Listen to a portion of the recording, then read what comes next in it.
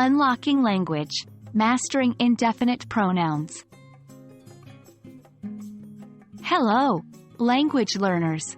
Today, we're diving deep into the world of English grammar to tackle an intriguing subject, indefinite pronouns.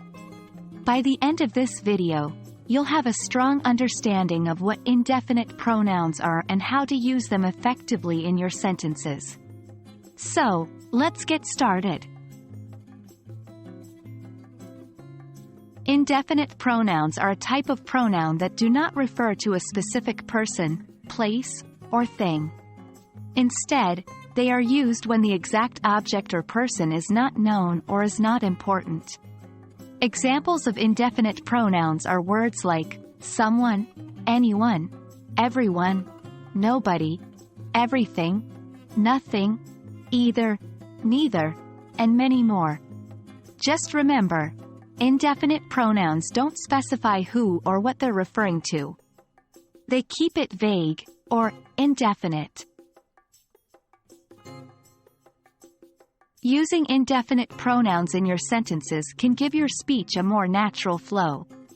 Let's take a look at how to use these in sentences. 1. Using some and any pronouns. The pronouns someone, somebody, something, somewhere, anyone, anybody, anything, and anywhere are often used in positive and negative sentences, as well as in questions. 2. Example: does anyone have something to eat?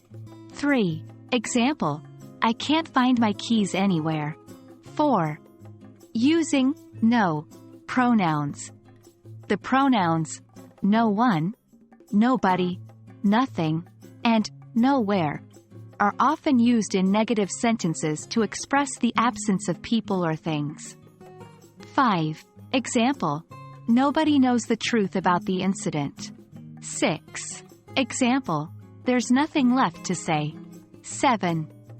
Using every pronouns. The pronouns everyone, everybody, everything, and everywhere are used to indicate all the people or things in a group or all the places. 8. Example: everyone is invited to the party. 9. Example: we've looked everywhere, but we can't find the cat. Remember, the use of indefinite pronouns can vary depending on the context, so practice is key. When using indefinite pronouns, there are a few common mistakes you'll want to avoid. 1. Don't add s to make them plural. Indefinite pronouns are already plural in meaning. For example, everyone means every person, so there's no need to say everyone's. 2. Agreement with verbs. Despite referring to more than one person, indefinite pronouns like everyone, nobody, anybody, etc. require singular verbs. 3. Correct. Everybody is ready for the concert. 4. Incorrect. Everybody are ready for the concert. Remember these guidelines to avoid the common pitfalls associated with indefinite pronouns. So, there you have it.